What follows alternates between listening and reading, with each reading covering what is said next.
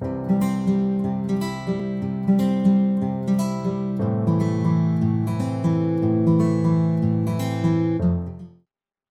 buenos días amigos. Hoy día vamos a tratar el tema de la ira.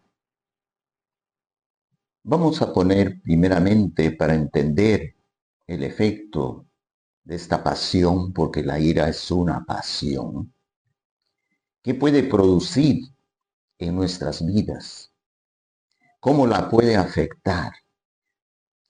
Sucedió un hecho real. Un pasajero viajaba en una combi y en eso se suscitó una discusión con el cobrador. Esta discusión cada vez iba en aumento, venían las ofensas, las palabras hirientes, los dos se pusieron muy agresivos, violentos, que dio como resultado que el cobrador cogiera un fierro y le golpeara la cabeza del pasajero. Esto al final produjo una gran consecuencia.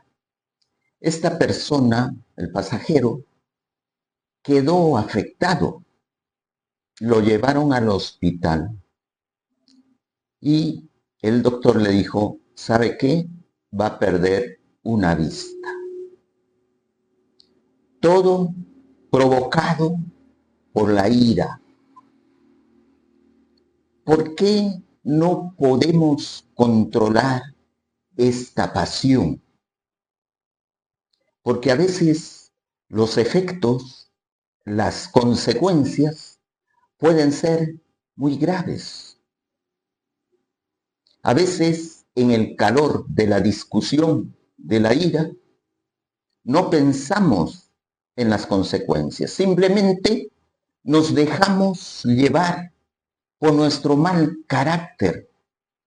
Queremos soluciones inmediatas. No podemos conversar, dialogar con la otra persona. De una vez nos encendemos y provocamos contiendas inútiles, a veces por motivos insignificantes que a la larga pueden producir mucho daño. La ira es una pasión junto con el amor, el odio, el deseo, el temor, la alegría, la tristeza. Y la ira son pasiones. Las pasiones pueden ser, o sea, en sí mismo no son ni buenas ni malas. Pueden ser estas asumidas por las virtudes o pervertidos por los vicios. Las pasiones no son siempre malas. A veces hay que llamar la atención, corregir a nuestros hijos, pero en un tono adecuado, sin permitir hacer daño a la otra persona. Nos corresponde a nosotros, con la ayuda del Espíritu Santo, encontrar una justa medida a estas pasiones que estamos experimentando. Nos corresponde a nosotros educarlos bien para que estas pasiones se vuelvan hacia el bien. La ira, para que no haga daño, tiene que estar subordinada a la razón. Hay que ser objetivos. Hay que poner muy bien los pies sobre la tierra y tener una capacidad de poder entender al otro sus argumentos, quizás sus verdades también, sus razones. No siempre somos responsables de que surja en nosotros la ira, porque a veces de repente hemos tenido un mal día, ¿no? Mucho estrés en el trabajo, en la casa, pero sí somos responsables de su desarrollo. O sea que esta pasión aumente demasiado y que pueda producir un daño a mí mismo o a otras personas. Sucede, por ejemplo, con un hijo rebelde. Los papás a veces podemos ser muy estrictos o muy injustos. Queremos soluciones inmediatas. Queremos que el hijo ya se comporte de una manera muy responsable, sin tomar en cuenta que ellos todavía están en un proceso de formación, de madurez. Entonces, cuando nosotros actuamos así, de repente muy abusivamente con ellos, ¿qué provoca en ellos, en el hijo? Una reacción. Si es pasivo, se vuelve tímido. Si él es desenvuelto, se vuelve rebelde. Y simplemente por darnos la contra, vienen los conflictos y las diferencias entre padres e hijos.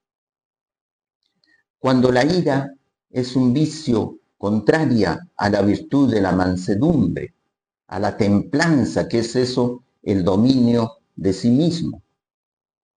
Destruye la amistad entre los hombres y rompe la concordia, la armonía que debe haber en un hogar.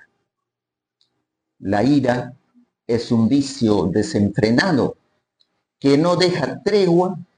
La ira no se dirige solamente contra quienes creemos que nos han hecho mal, sino también contra la primera persona que resulte estar a nuestro alcance. Por ejemplo, el padre de familia que ha salido a trabajar es maltratado por su jefe, es humillado, y al regresar a su casa en la noche cansado, viene y se desquita con la mujer. Y la mujer se ve incentivado a repetir esta mala pasión y se desquita con los hijos. Ahí descarga su ira. ¿Y los hijos contra quién se van a desquitar? Los únicos que quedan es la mascota. Ya le dan una patada y ya se formó ese círculo vicioso de la ira. Porque esta pasión es contagiosa. Es como un incendio. Tenemos que apagar esa ira. Tenemos que echarle agüita para que se calme. La ira es capaz de quitar el sueño y de hacernos continuamente maquinar en nuestra mente, ¿no?, la loca de la casa, en nuestra imaginación, sin lograr encontrar una barrera para razonamientos y pensamientos. Simplemente nos estamos dejando llevar por esta pasión. La ira es un vicio destructivo de las relaciones humanas y expresa la incapacidad de aceptar a quien es distinto de nosotros o piensa de manera diferente. Provoca resentimientos. Es un vicio que quita lucidez y que a menudo no se calma con el paso del tiempo. Esto lo dice el Papa Francisco.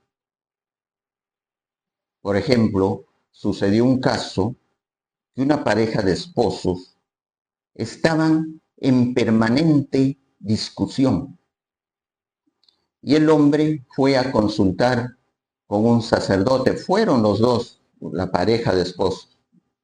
¿Por qué discutían y peleaban continuamente, haciéndose mutuamente el daño? Y llegado el momento, el sacerdote se dio cuenta de que había algo raro en el hombre, pero que todavía no sabía cuál era el motivo. Así es que le dijo a su mujer, por favor, que se retire un rato para poder conversar con él. y le dijo, ¿por qué se da esta situación? Sé sincero conmigo. Cuéntame, ¿qué está pasando? Y él, al verse un poco descubierto, llorando, le dijo que le era infiel a su mujer, pero que él nunca se lo había dicho para que ella responda de ese modo.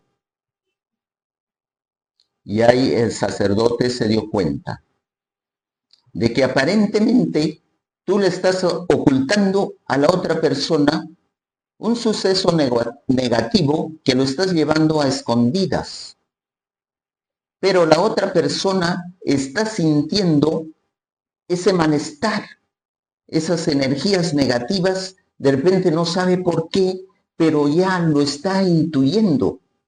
Y por eso reacciona así, agresivamente y de mala manera.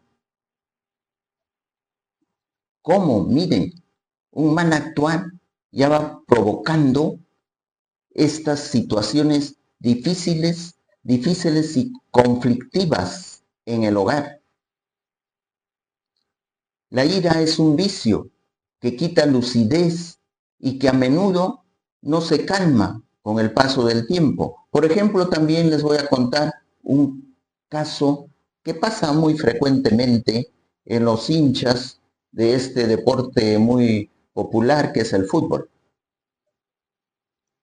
Se encuentran las barras bravas de la Alianza y de la U y ya son enemigos y son capaces de enfrentarse a pedradas y a palos. ¿Por qué? ¿Por qué ese fanatismo? Si el otro, que es del otro equipo, es igual tu hermano, es otro joven, solamente que tiene otras elecciones, otro equipo de su preferencia. ¿Por qué no somos capaces de respetar la idea, el pensamiento de otra persona que puede ser muy diferente a la nuestra? Esa persona no es un enemigo por pertenecer a otro equipo, porque ahí entra la furia, el fanatismo y puede producir también hechos de sangre por motivos que no es merecido. Cuando una persona está dominado por la ira, siempre dice que el problema es del otro, no de él, y por eso nunca puede corregirse de esa pasión desordenada. Nunca es capaz de reconocer sus propias faltas ni sus propios defectos.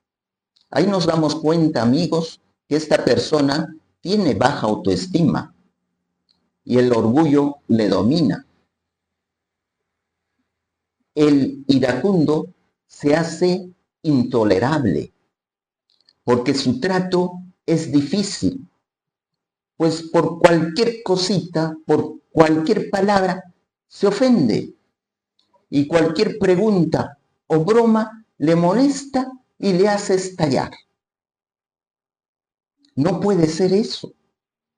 Si el hijo le está preguntando al papá o a la mamá que está airada, que está con cólera, a una pregunta solamente le corresponde una respuesta.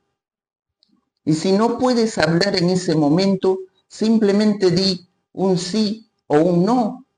O decirle al hijo, discúlpame, pero ahorita estoy alterado. Permíteme que pueda dominar este momento difícil para mí, esta pasión, y cuando esté tranquilo, hablamos.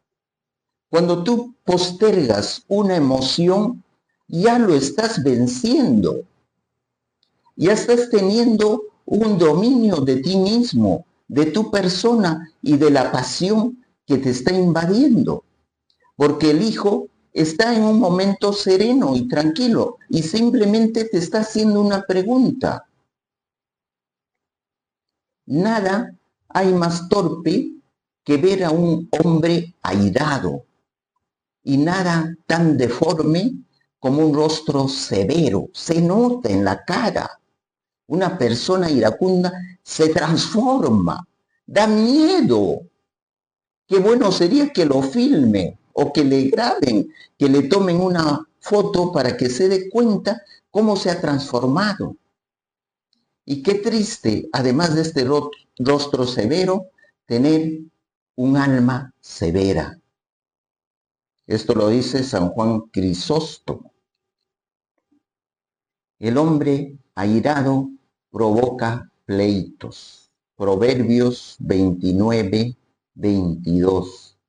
Porque no puede controlar su genio. La ira es la puerta de todos los vicios, es un pecado capital, porque de la ira te envía a la ofensa, al maltrato, al golpe, si puede llegar hasta un crimen.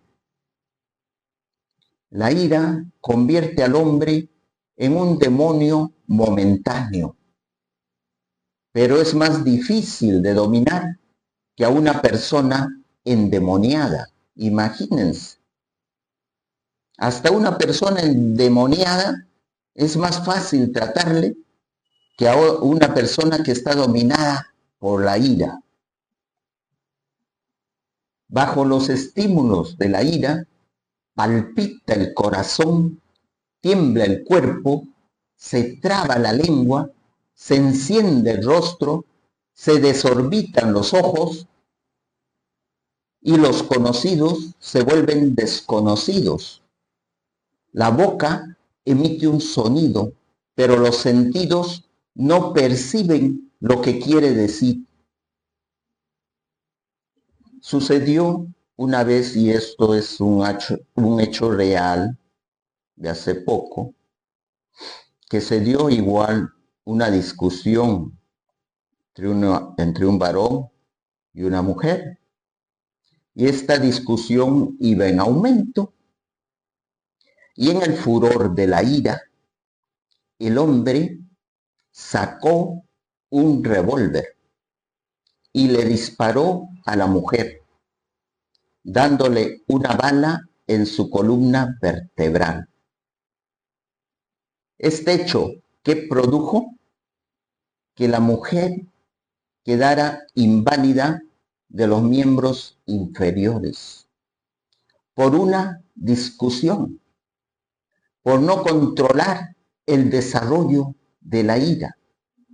Y a pesar de que la mujer era una profesional, no tuvo el control de sus emociones.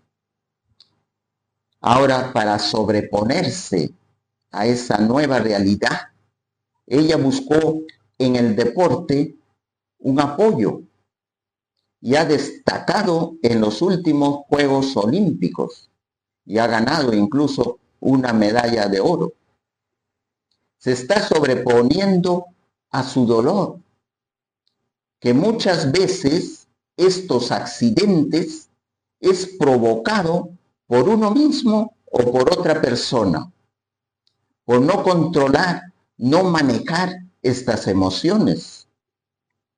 También pasa en muchas parejas de esposos, ¿no?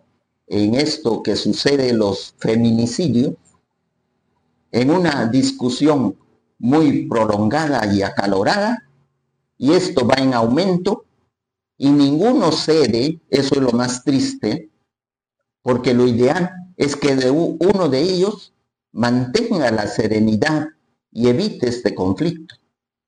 Pero como no controlan estas pasiones, llegan al extremo del feminicidio, en que el esposo es capaz de matar a su propia esposa.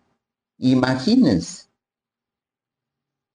Yo lo entiendo, este suceso, cuando tú has llegado a un grado de ira extremo, ya no tienes dominio de ti, tu libertad ya está descontrolada y el demonio ya está ingresando en tu persona.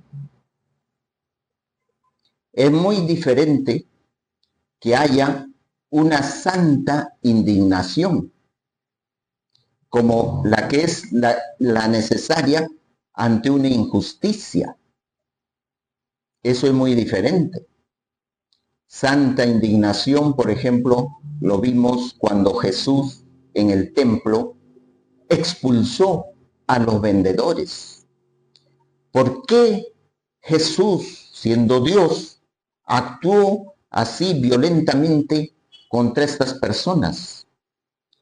Porque habían convertido la casa de oración en un mercado. Eso le llenó de indignación. ¿Cómo es posible que en un lugar santo se convierta en un mercado? Jesús actuó con santa indignación. Lo opuesto es cuando mis hijos se portan mal y yo no los corrijo, no los reprendo, soy muy pasivo, muy permisivo, también soy cómplice de los futuros comportamientos, porque no estoy educando adecuadamente a mi hijo. Uno debe saber educar a los hijos para prevenir males posteriores cuando los hijos crecen y llegan a la adolescencia. La etapa de la niñez es fabulosa para ir sembrando en ellos valores, normas, horarios, aunque no les guste, aunque protesten. Pero tú ya vas poniendo las reglas adecuadas. Y cuando estos niños jóvenes lleguen a ser adultos, también ellos van a respetar las reglas y las normas que muchas veces no nos gusta, pero que tenemos que respetar.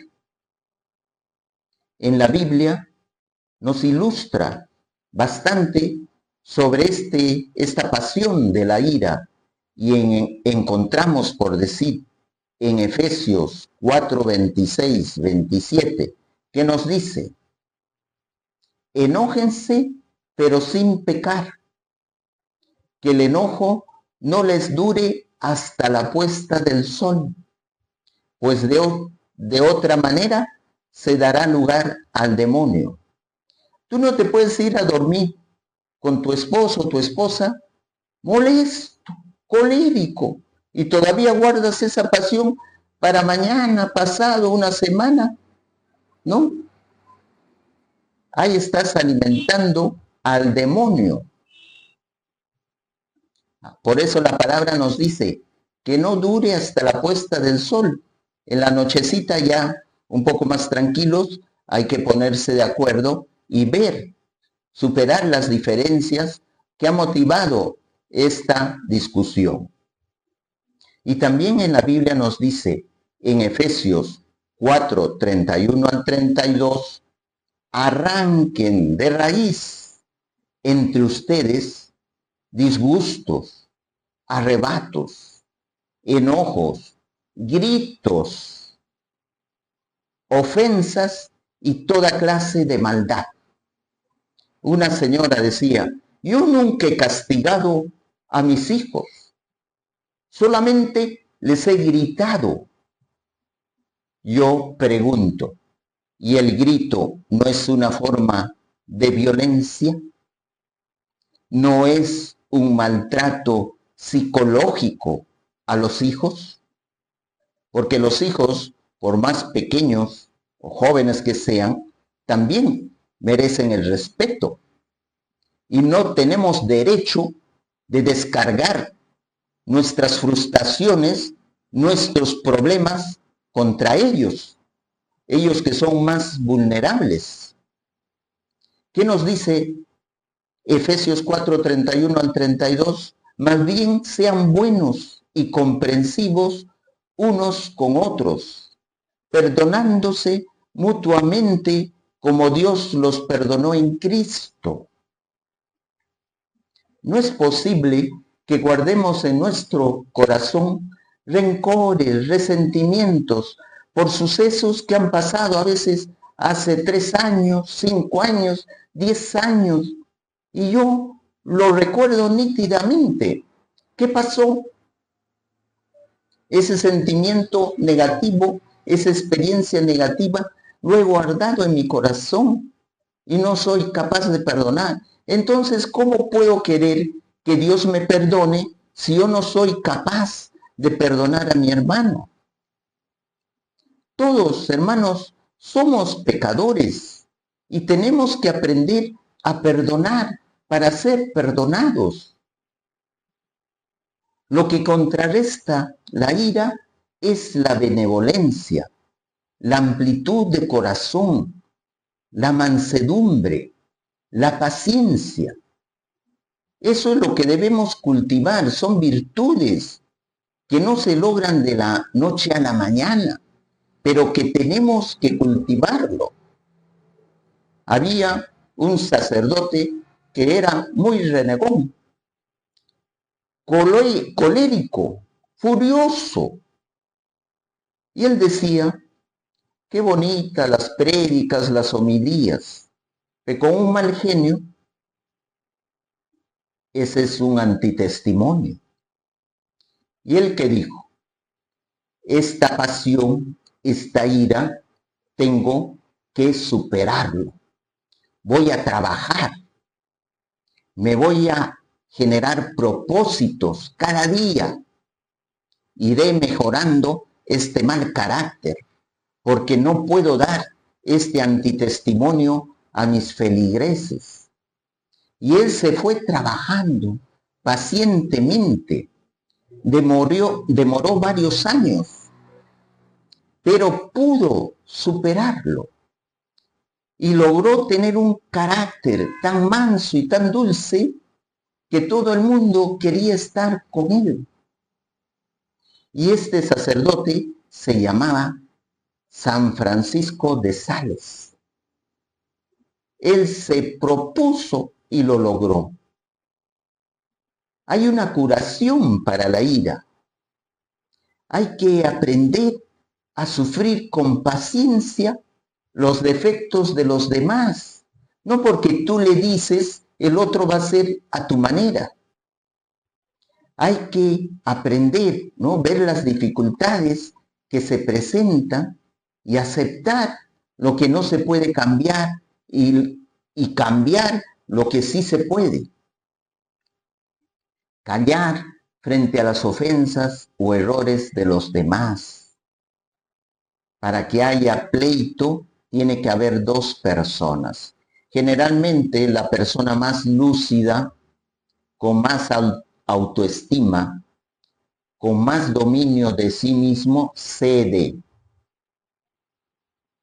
Comienza a hablar agradablemente con voz baja. Procura abrazarlo a la otra persona. Trata de hacerle ver que le comprende y que lo ama. Incluso procura abrazarlo. Cuando tú abrazas a una persona iracunda, le estás pasando esas energías positivas que lo apagan. El amor destruye la ira. La bondad, la dulzura destruye la ira.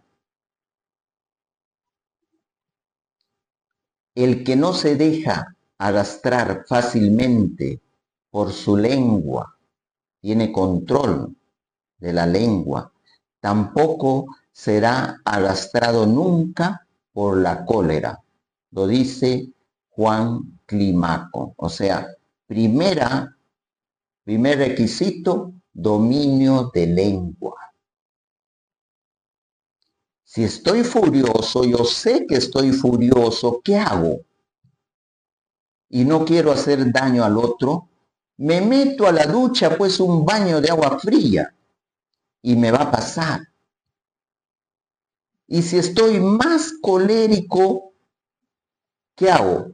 También salgo a darme un paseo al parque, o practico un poco de deporte para que se me baje esta pasión que está desbordando. Otro medio que tenemos para luchar contra la ira es practicar la humildad, que me lleva a permanecer pacífico. El deseo de venganza y el rencor, eso solamente constituye amor propio y orgullo frente a quienes sentimos que nos han ofendido. Sustituir, como decía, hermanos, la cólera por la virtud contraria, que es la dulzura. Amar con sosiego y paciencia al prójimo. La dulzura nos da paz y reposo interior. Aumenta nuestra confianza y nos fortalece para futuras ofensas. Nos aconseja, nos asemeja esto de la dulzura a Jesús manso y humilde de corazón. Una palabra amable consigue mucho. Una crítica desagradable desestabiliza a uno mismo y a los demás. Hasta acá, hermanos, hemos tratado esta pasión de la ira que depende de ustedes si se puede convertir en una virtud o un vicio. Si tienen el propósito de superarlo, lo podrán hacer, queridos hermanos. La oración ayuda mucho.